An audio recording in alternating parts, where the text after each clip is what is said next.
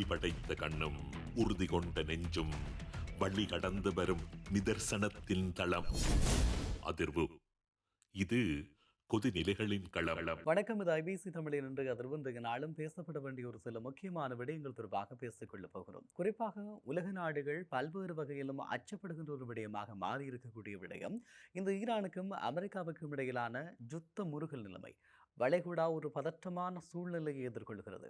வளைகுடாவை நோக்கி அமெரிக்காவினுடைய பாதுகாப்பு தரப்புகள் நகர்ந்து கொண்டிருக்கிறது. யுத்த விமானங்கள் படைகள் குவிக்கப்பட்டுக் கொண்டிருக்கிறது. ஆக மிக விரைவில் அமெரிக்கா ஒரு வலிந்து தாக்குதலையோ அல்லது ஈரான் அமெரிக்காவினுடைய நிலைகள் மீதான ஒரு வலிந்த தாக்குதலையோ நிகழ்த்தப் போகிறது என்று சொல்லி போரியல் ஆய்வாளர்கள் தங்களுடைய கருத்துக்களை பகிர்ந்து கொண்டிருக்கிறார்கள். உண்மையில் இந்த கணிப்புகள் உண்மையாக போகிறதா? அமெரிக்கா ஈரான் மீதான ஒரு தாக்குதலை நடத்தப் போகிறதா?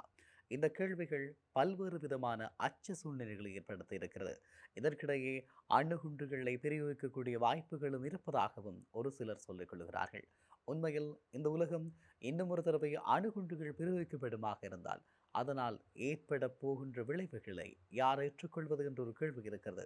இன்றைக்கு பல ஆண்டுகளுக்கு முன்பதாக ஜப்பானில் அமெரிக்கா போட்ட அணுகுண்டினுடைய விளைவே எந்த அளவுக்கு பாதிப்பை ஏற்படுத்தி இருக்கிறது என்கின்ற போது மீண்டும் ஒரு அணுகுண்டு பிரயோகம் ஏற்பட்டுவிடக்கூடாது என்பதிலேதான் உலக நாடுகள் குறியாக இருக்கிறது.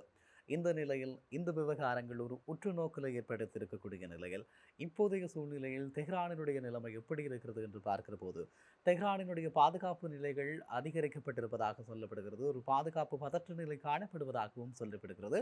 அது மாத்திரமல்லாமல் ஈரான் தன்னுடைய வான் பாதுகாப்பு கட்டமைப்புகளை சிகப்பு எச்சரிக்கை மட்டத்திலே வைத்திருப்பதாகவும் சொல்லப்படுகிறது என்பதனையும் சொல்லிக் கொள்ளலாம்.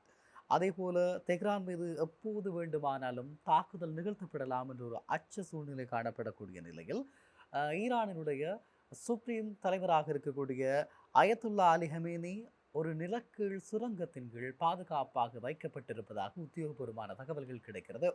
குறிப்பாக சொல்லிக்கொள்ள வேண்டுமாக இருந்தால் கடந்த முறை இடம்பெற்றிருக்கக்கூடிய தாக்குதல்களின் போதும் அயத்துல்லா அலி ஹமேனி இப்படியான ஒரு நிலக்குள் சுரங்கத்தில் பாதுகாப்பாக இருந்தார் என்று சொல்லப்பட்டது. இப்போது மீளவும் அப்படியான ஒரு சுரங்கத்திற்கு சென்றிருப்பதாக சொல்லப்படுகிறது. குறிப்பாக சொல்லிக்கொள்ள வேண்டுமாக இருந்தால் அந்த சுரங்கத்திலே வான் தாக்குதல்கள் நிகழ்த்தப்பட்டாலும் அதில் இருந்து பாதுகாக்கக்கூடிய தொழில்நுட்பங்களோடு அந்த சுரங்கம் அமைக்கப்பட்டிருப்பதாக சொல்லப்படுகிறது. இந்த நிலையில் மசூர் ஹமோனி இந்த பொறுப்புகளை எடுத்திருப்பதாக சொல்லப்படுகிறது என்பதனையும் சொல்லிக்கொள்கின்ற அதே வேளை உலகம் எப்படியான நோக்கல்களை எப்படியான பிரச்சனைகளை சந்திக்க போகிறது என்ற அச்சத்தில் உலகத்தினுடைய பல நாடுகள் இருக்கிறது. டொனால்ட் ட்ரம்பினுடைய நகர்வுகள் இதற்கு வலுவூட்டுவதாக காணப்படுகிறது. அவருடைய அறிக்கைகள் எப்படியாக இருந்து கொண்டிருக்கிறது. கனடா மீது ஒரு புறம், வெனிசுலாவினுடைய பக்கம் ஒரு புறம், கிரீன்லாந்தினுடைய பக்கம் ஒரு புறம், இப்படியான பதற்றங்களை ஏற்படுத்தி கொண்டிருக்கக்கூடிய டொனால்ட் ட்ரம்ப் வளைகுடாவின் மீது நிச்சயப்படுத்தப்பட்ட ஒரு யுத்தத்திற்கான அழைப்பை விடுத்திருக்கிறார் என்று கூட சொல்லிக் கொள்ளலாம். இந்த நிலையில் தான் இராணுவ படைகள் அந்த பிரதேசங்களுக்கு செல்லுகின்ற நிலையில் பல்வேறு விதமான ஆதரவு எதிர்நிலைப்பாடுகளும் குரல்களும் வெளிப்பட்டு கொண்டிருக்கிறது. உங்கள் எல்லோருக்குமே தெரியும் என்று நம்புகிறேன். பாகிஸ்தான் முழு அளவிலான பலத்தை ஈரானுக்கு ஆதரவாக வெளிப்படுத்தும் என்று சொல்லி பாகிஸ்தானுடைய இராணுவ தளபதி சொல்லியிருக்கக்கூடிய விடயத்தையும் இங்கு நாங்கள் பகிர்ந்து கொள்ளக்கூடியதாக இருக்கிறது என்று சொல்லிக் கொள்கின்ற அதே வேளை குறிப்பாக சொல்லிக் கொள்ள வேண்டுமாக இருந்தால் ஈரானை நோக்கி செல்கின்ற இந்த யுத்த தாங்கிகள் கப்பல்கள் தொடர்பான மிகப்பெரிய ஒரு அச்ச நிலை ஏற்பட்டிருக்கிறது. இது மக்களுக்கு மாத்திரமல்ல, அமெரிக்காவுக்கும் ஈரான் தொடர்பான ஒரு அச்சநிலை காணப்படுவதாக சொல்லப்படுகிறது. காரணம், இவ்வளவு யுத்த தாங்கிகளையும் இவ்வளவு தயார்படுத்தல்களையும் அமெரிக்கா செய்கிறது என்று சொன்னால் ஈரானுடைய பாதுகாப்பு நிலைகள் தொடர்பாகவும் அவர்களுடைய இராணுவ வளங்கள் தொடர்பாகவும் அமெரிக்காவுக்கு ஒரு அச்சநிலை காணப்படுவதாக போரியல் ஆய்வாளர்கள் சொல்லிக் கொள்கிறார்கள். குறிப்பாக சொல்லிக்கொள்ள வேண்டுமாக இருந்தால் ஈரான் தரப்பிலே உத்தியோகபூர்வமாக சில விடயங்கள் தெரிவிக்கப்பட்டிருக்கிறது. ஈரானை நோக்கி செல்கின்ற இந்த யுத்த தாங்கிகள் தொடர்பிலே தாக்குதல்கள் நடத்தக்கூடிய வாய்ப்புகள் இருக்கிறது. அதே போல சிறு தாக்குதல் என்று சொன்னாலும் அது ஒரு முழு போராக அங்கீகரிக்கப்பட்டு இதற்கு எதிராக முழுமையான போர் நடவடிக்கை மேற்கொள்ளப்படும் என்று சொல்லி ஈரான் அறிவித்திருக்கிறது. அதே போல ஹமோனி மீதான தாக்குதல் இடம்பெற்றால் அது ஒரு ஜிகாத் போராக பிரகடனப்படுத்தப்படும் என்று சொல்லி தேசிய பாதுகாப்பு பேரவை குறிப்பிட்டிருக்கிறது. அதே போல எந்த வகையிலான யுத்தத்திற்கும் ஈரான் தயாராக இருப்பதாக சொல்லியிருக்கிறார்கள். அவர்கள் தங்களுடைய வான் பாதுகாப்பு திட்டத்தினை சிகப்பு மட்டத்திலே வைத்திருக்கிறார்கள் என்பதனை சொல்லிக்கொள்ளலாம். அது மாத்திரமல்லாமல் கடந்த ஜனவரி மாதம் 8ஆம் தேதியிலே இருந்து ஈரானுடைய முழுமையான இணைய இணைப்பு துண்டிக்கப்பட்டிருக்கிறது என்பதனையும் சொல்லிக்கொள்ளலாம். உலகத்திலே மிக நீண்ட அளவிலே இணைய இணைப்பு துண்டிக்கப்பட்ட ஒரு சம்பவமாக இது பதிவாகிறது என்பதனையும் சொல்லிக்கொள்ளலாம். அதே போல இன்னும் ஒரு பக்கமாக பார்க்கிறபோது, அமெரிக்கா பாரிய அச்ச உணர்வை வெளிப்படுத்திக் கொண்டிருக்கிறது என்று கூட சொல்லிக் கொள்ளலாம். ஈரான் என்று வருகிறபோது, ஈரான் தொடர்பாக தன்னுடைய போர் நகர்த்தல்களை மிக ஆக்ரோஷமாக, கனதியாக மேற்கொண்டு கொண்டிருக்கிறது. நிச்சயமாக அமெரிக்காவுக்கு இந்த போரை நிகழ்த்தியாக வேண்டிய தேவை இருக்கிறது. காரணம் என்னவென்று சொன்னால், இஸ்ரேலினுடைய இருப்பை தக்க வைத்துக் கொள்வதற்காக ஈரானினுடைய இராணுவ பலத்தை குறைக்க வேண்டிய கட்டாயம் அமெரிக்காவுக்கு இருக்கிறது. அது மாத்திரமல்லாமல் இந்த ஈரானிலே ஒரு ஆட்சி மாற்றத்தை ஏற்படுத்தி அதனுடைய எண்ணெய் வளங்களை தன்வசப்படுத்துவதற்கான முயற்சிகளையும் அமெரிக்கா செய்ய வேண்டும். ஆகவே இப்படியான தேவைகள் காரணமாக ஒரு போருக்கு திணிக்கப்பட்டிருக்கிறது. உண்மையில் எல்லோரிடமும் இருக்கக்கூடிய ஒரு கேள்வி, அமெரிக்கா ஈரான் மீது போர் தொடுக்குமா? நிச்சயமாக இதற்கான சாத்தியக்கூறுகள் 175% காணப்படுகிறது. அதாவது முழு அளவிலான போர் இல்லாவிட்டாலும் கடந்த ஜூன் மாதம் இடம்பெற்றிருக்கக்கூடிய போர் போல ஒரு பகுதி அளவிலான ஒரு போரையாவது அமெரிக்கா தொடுக்கும். அப்படி பகுதி அளவிலான போர் ஒன்று தொடுக்கப்படுமாக இருந்தால் அதனை ஒரு முழு போராக அங்கீகரித்து அதற்கு எதிரான பதில் நடவடிக்கைகளை மேற்கொள்வதற்கு தாம் தயாராக இருப்பதாக ஈரான் சொல்லியிருக்கிறது. ஆகவே ஈரானுக்கும் அமெரிக்காவுக்கும் இடையிலான இந்த போர் பதற்றம் என்பது உலக நாடுகளை அச்சத்தில் வைத்திருக்கிறது.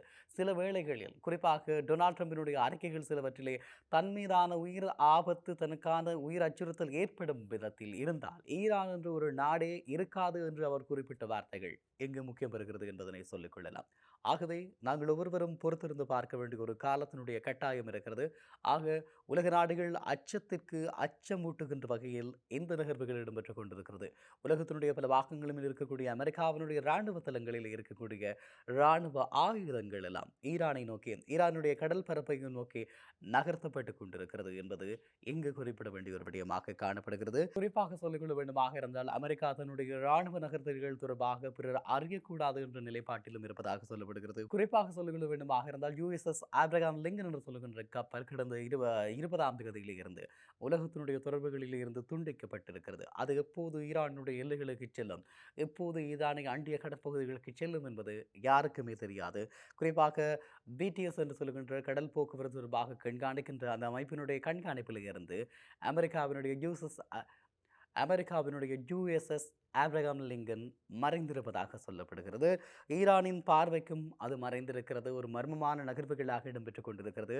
டொனால்ட் ட்ரம்ப் எப்படி வெனிசுலாவில் தன்னுடைய நகர்வுகளை மேற்கொண்டாரோ, கிரீன்லாந்து தொடர்பான தன்னுடைய நகர்வுகளை மேற்கொண்டு கொண்டிருக்கிறாரோ, அதுபோல அதைவிட வீரியமாக ஈரான் மீதான தாக்குதல் இருக்கலாம் என்று சொல்லப்படுகிறது. என்றாலும் அமெரிக்காவை பொறுத்தவரை ஈரானுடைய பாதுகாப்பு கட்டமைப்புகள் தொடர்பான ஒரு அச்ச சூழ்நிலை காணப்படுகின்றபடியால் அந்த இடங்களெங்கும் மிக அதிகப்படியான இராணுவ தளபாடங்கள், இராணுவ உபகரணங்கள், இராணுவ குவிப்பு என தொடர்ந்து இடம்பெற்றுக் கொண்டிருக்கிறது.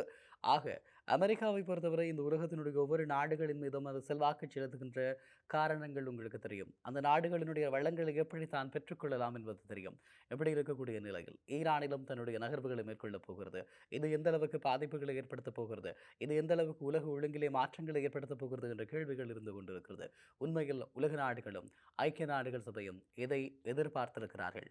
அதே நேரம் ஐக்கிய நாடுகள் சபையினுடைய தோல்வி உணரப்பட்டு கொண்டிருப்பதை அவதானிக்கக்கூடியதாக இருக்கிறது. உலகத்தினுடைய பல நாடுகளில் ஒரு நாட்டினுடைய உரிமையை மீறி இன்னொரு நாடு செயற்படக்கூடாது என்கின்ற நிலையில் வெனிசுவேலாவில் தரையிறங்கியிருக்கிறது அமெரிக்கா. கிரீன்லாந்தை கைப்பற்றுவது அல்லது கிரீன்லாந்தை வாங்குவது தொடர்பாக அமெரிக்காவுடைய நகர்வுகள், இப்போது ஈரான் மீது நடைபெறுகின்ற இந்த நகர்வுகள், வளைகுடாவில் காணப்படுகின்ற அச்சு சூழ்நிலைகள், இவையெல்லாம் ஐக்கிய நாடுகள் சபை என்ற அமைப்பினுடைய பெருந்தோல்வியை ஏற்றே ஆக வேண்டிய கட்டாயத்திற்கு தள்ளி இருக்கிறது.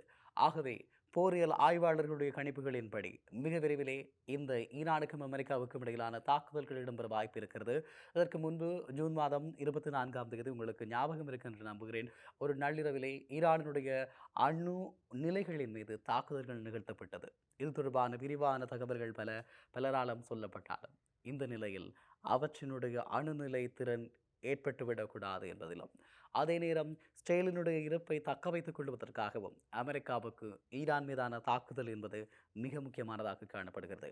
ஆகவே சர்வதேச மேற்குலக நாடுகளினுடைய ஊடகங்களினுடைய உளவியல் ரீதியான நெருக்கடிகளை ஏற்படுத்துகின்ற கருத்துக்கள் பகிர்ந்து கொள்ளப்படுகிறது. குறிப்பாக ஈரான் விழுந்துவிட்டது, அல்லது ஈரான் இன்று இரவுக்குள் விழுந்துவிடும் என்று சொல்லுகின்ற வார்த்தைகள், அல்லது ஈரானினுடைய அதி உயர் தலைவராக இருக்கக்கூடிய ஹமேனி ரஷ்யாவுக்கு தப்பி ஓடிவிட்டார் என்பது, ஈரானுடைய தளபதிகள் வெளிநாடுகளுக்கு குடும்பங்களோடு சென்று விட்டார்கள் என்று சொல்லி இப்படியெல்லாம் பல வதந்திகள் பேசப்பட்டுக் கொண்டிருக்கிறது.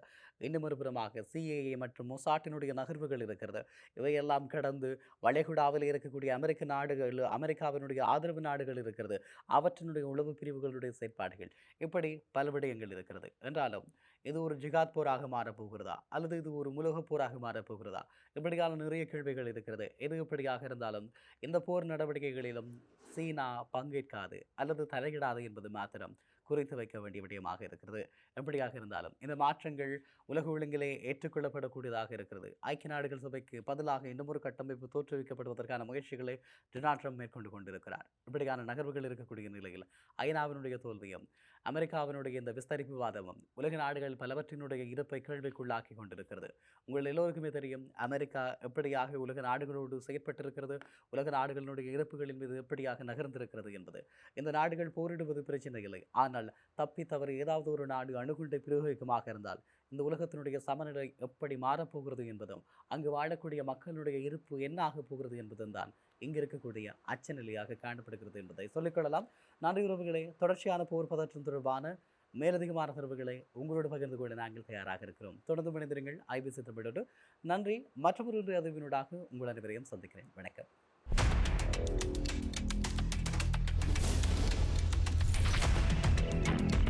ஒளி படைத்த கண்ணும் உறுதி கொண்ட நெஞ்சும் வழி கடந்து வரும் நிதர்சனத்தின் தளம். அதிர்வு. இது கொதிநிலைகளின் களம்.